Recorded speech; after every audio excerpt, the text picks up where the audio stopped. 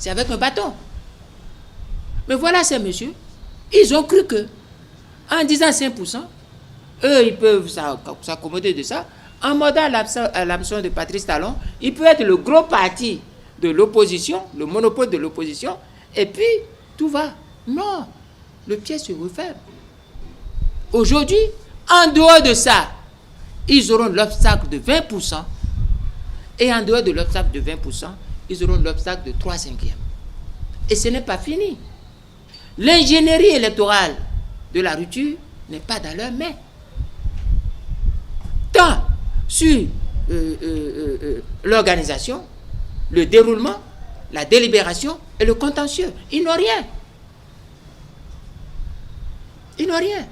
Donc, madame, vous voyez pourquoi la question de l'obstacle sur le parrainage est une question fondamentale qui pose 3 conditions graves.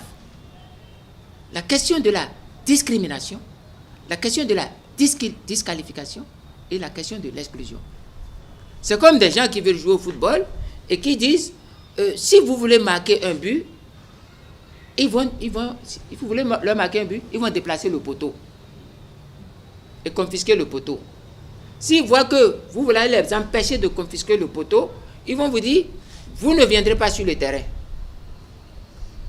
Et seuls vont jouer, mais prendre la coupe en vos lieux et places.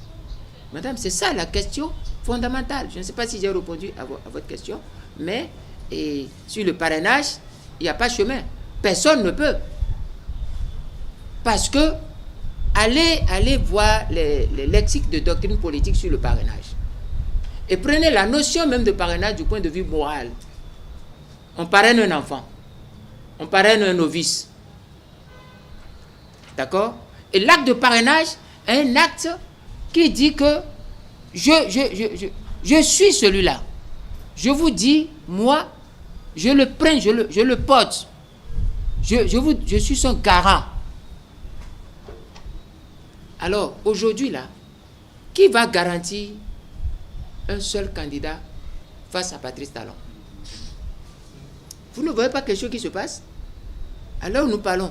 Qui peut dire, dans le camp Patrice Talon, je suis candidat, sans se voir s'abattre sur lui tout ce qu'il y a d'indésirable de la part de Patrice Talon? Vous voulez, je vous donne des exemples? Moi, j'ai eu des échos. J'ai eu des échos sur ce qui s'est passé. Hein? Bon, je ne veux même pas tellement venir sur le cas Bokor. Je ne veux pas venir sur le cas Bokor, mais je prends en tant qu'intellectuel, en tant qu'analyste, en tant que quelqu'un qui est formé à la pensée critique, je prends le cas Omeki.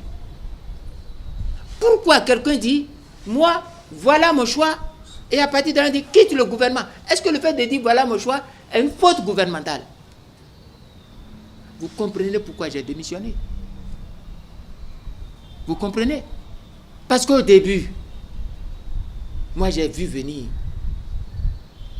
J'ai vu Patrice Talon au gouvernement. Je l'ai vu en conseil des ministres.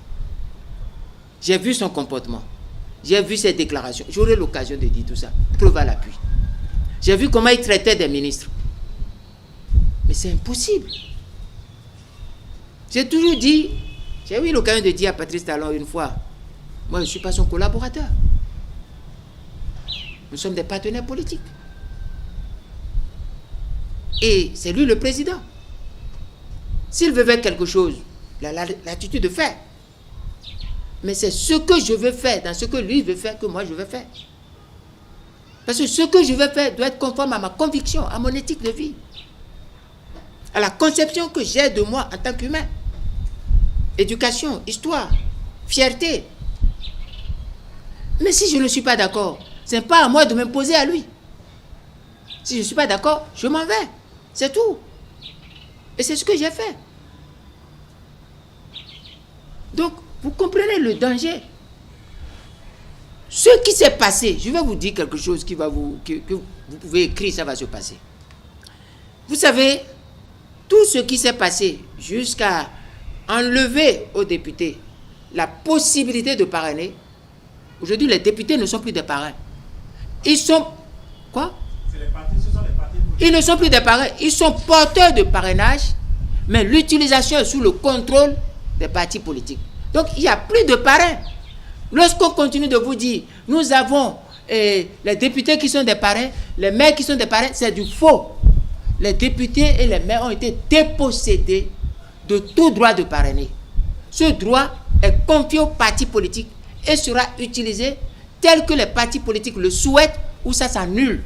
Lorsqu'un député ne veut pas utiliser son parrainage dans les conditions que voudra le parti politique, ce droit s'annule.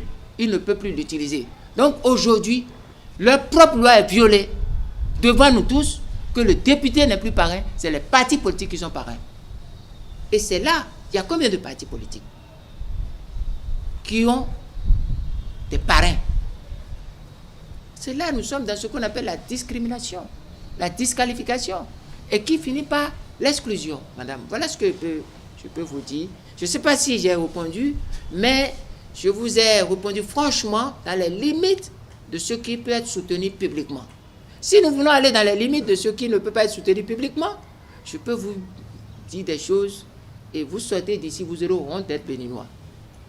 Parce que vous verrez comment on appelle quelqu'un, on l'insulte, on le menace, on le déshabille par le verbe.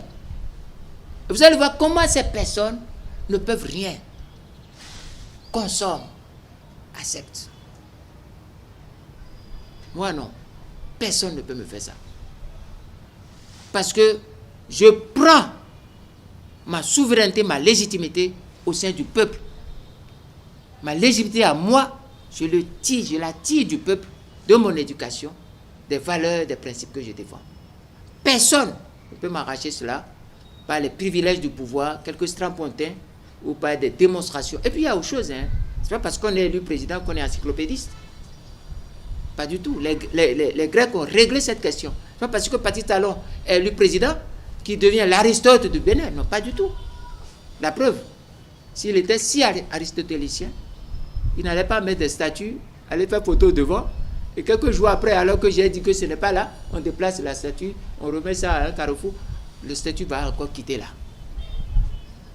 Soit par lui-même, soit nous, on va enlever ça de là. C'est une aliénation identitaire, une escroquerie touristique et un non-sens historique. Il est impossible de gagner les élections générales de 2026 avec ce code électoral. Alors, qu'est-ce que vous préconisez aux Béninois, aux acteurs politiques béninois et aux Béninois en général? Vous savez, en 2020, j'ai écrit une déclaration au nom de la résistance nationale, en tant que coordonnateur national de la résistance nationale. J'ai écrit une déclaration que j'ai publiée le 9 juillet 2020 sur ma page Facebook. Le président Soglo a lu la déclaration. Une fois qu'il a lu cette déclaration, il m'a appelé. Il m'a dit, monsieur Azanaï, et je voudrais vous offrir une bouteille de champagne.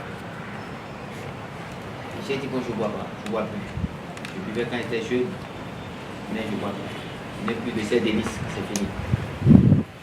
Et il m'a félicité et il m'a dit, il faut élever cette déclaration au rang de manifeste de la résistance. Donc, de cette déclaration, Nicéphore Soglo demande d'élever ça au statut de manifeste.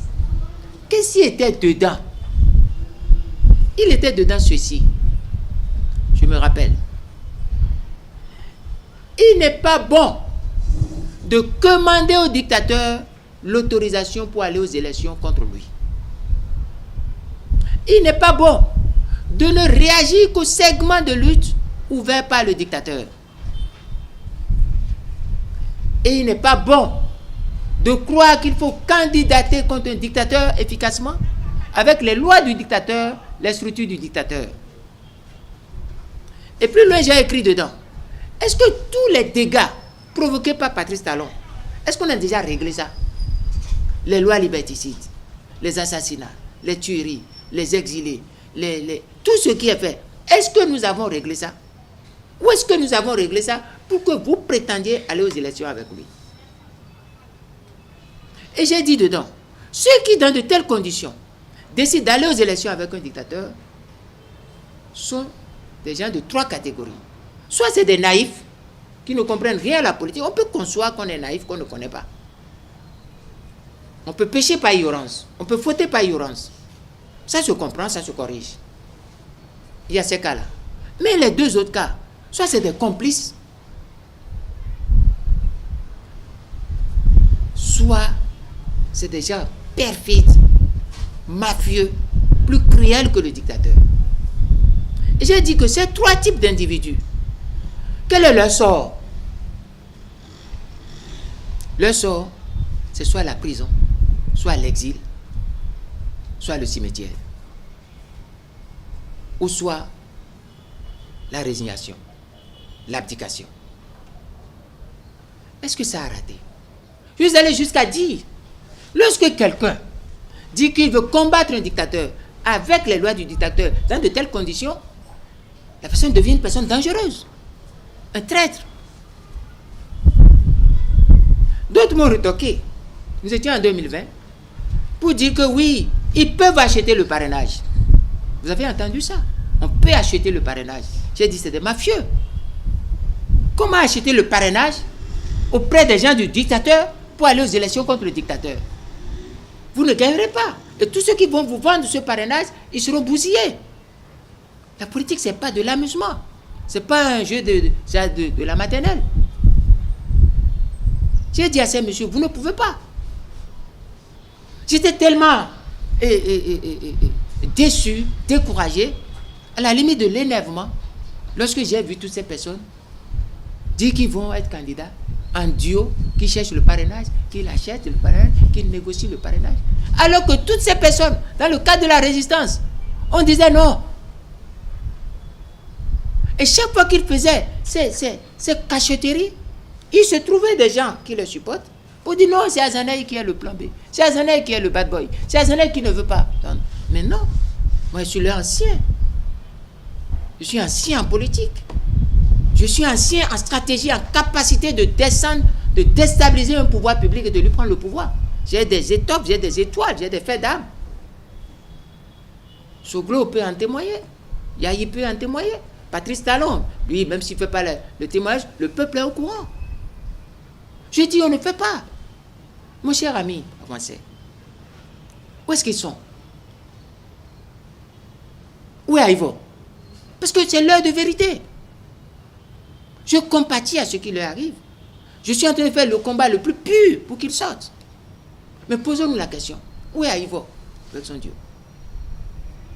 Où est Rekia Madougou avec les parrainages à acheter auprès ou à troquer auprès de Souvier Consort? Elle est où? Posons-nous la question. Disons la vérité. Nous allons les sauver. Nous allons faire le combat qu'ils sortent. Mais disons la vérité pour que les jeunes ne reprennent pas des bêtises de ce genre. Un dictateur. Face à un dictateur, c'est le peuple. J'ai dit à tous ces messieurs, on ne combat pas un dictateur de face. Il vous brise les côtes. Il vous éreinte.